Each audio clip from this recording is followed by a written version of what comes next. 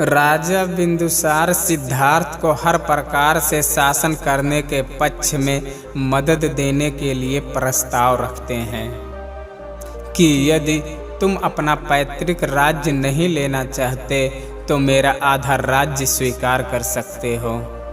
यदि अपने कुल अभिमान के कारण यह नहीं कर सकते तो मेरी सेना की सहायता से अपने शत्रुओं पर विजय प्राप्त कर राज्य पा सकते हो।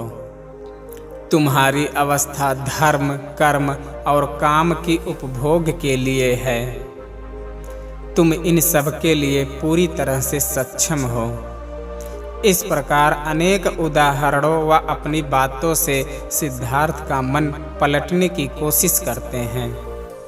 अंत में पूरी तरह अपने को नाकाम पाकर सिद्धार्थ से कहते हैं कि मैंने तुमसे ये सभी शब्द मित्र मानकर कहे हैं। सिद्धार्थ उनके इस मैत्रीपूर्ण व्यवहार का सम्मान करते हैं और आत्मीय भाव से कहते हैं कि मैंने गुस्से या जल्दबाजी में अपना महल नहीं छोड़ा है। इस वजह से मैं आपके प्रस्ताव को ग्रहण नहीं कर पा रहा हूँ। आपका व्यवहार आपके चरित्र व कुल के आधार पर है।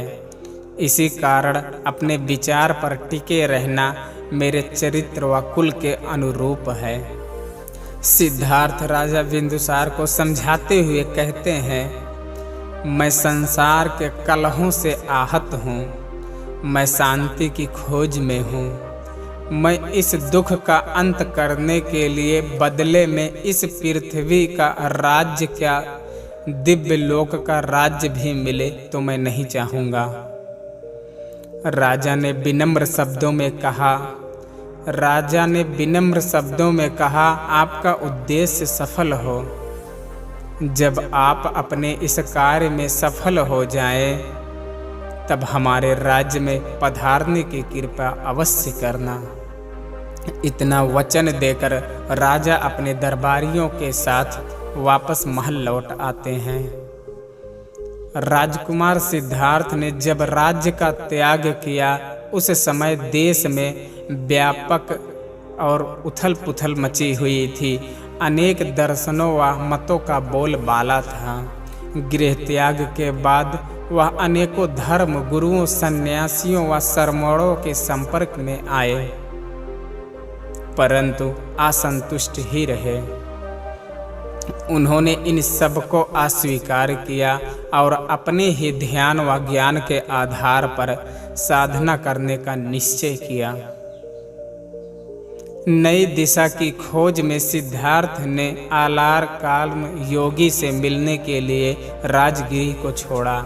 उन्होंने मार्ग में भृग ऋषि के आश्रम को भी छोड़ दिया, क्योंकि उनके अनुसार वह भी अपने ऋषि के पूर्वजों के ही अनुयायी थे और सिद्धार्थ तो अपना मार्ग स्वयं खोजने निकले थे।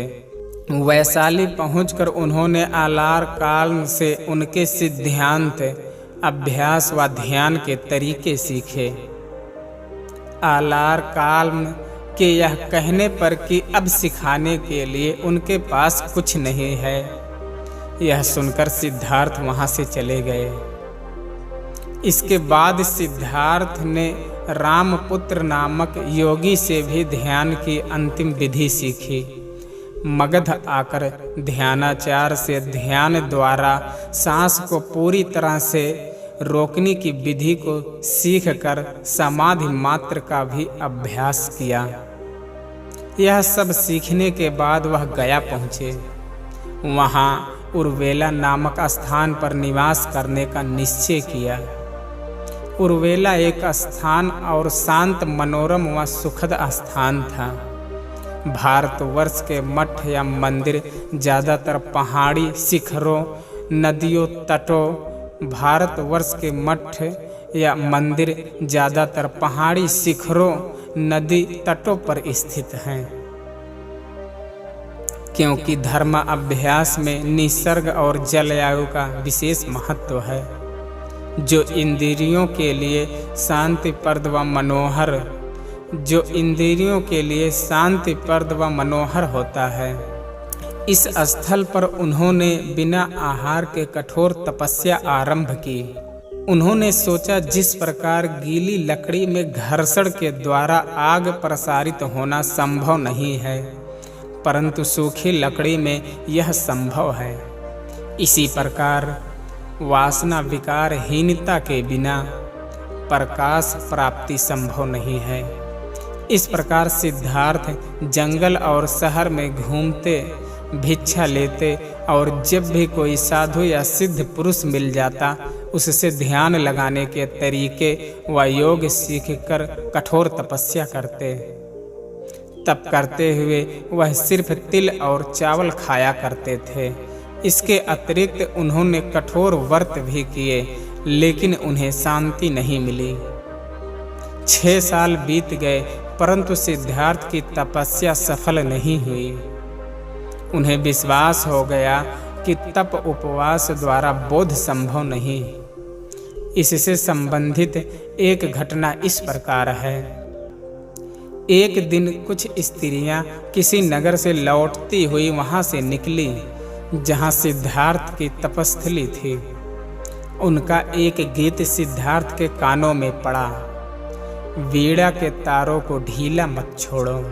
ढीला छोड़ देने से उनका सुरीला स्वर नहीं निकलेगा, पर तारों को इतना कसो भी मत कि वे टूट जाए। और अनजाने में यूं ही सुना हुआ गीत उनके जीवन को झकझोर गया। उनके जीवन की सोच की संपूर्ण दिशा बदल गई। एक नवीन मार्ग प्रशस्त हुआ। उनको गीत का सार स्पष्ट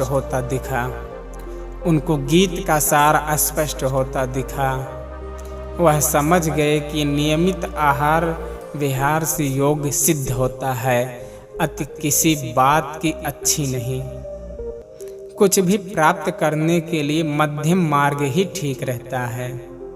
उन्होंने यही विचार धारण किया और ध्यानस्थ रहे। ध्यान की 4 स्थितियां पार करके उन्होंने उसकी परम ऊंचाई आत्म संयम और ठहराव को प्राप्त किया। तो दोस्तों, यही थी आज की कहानी।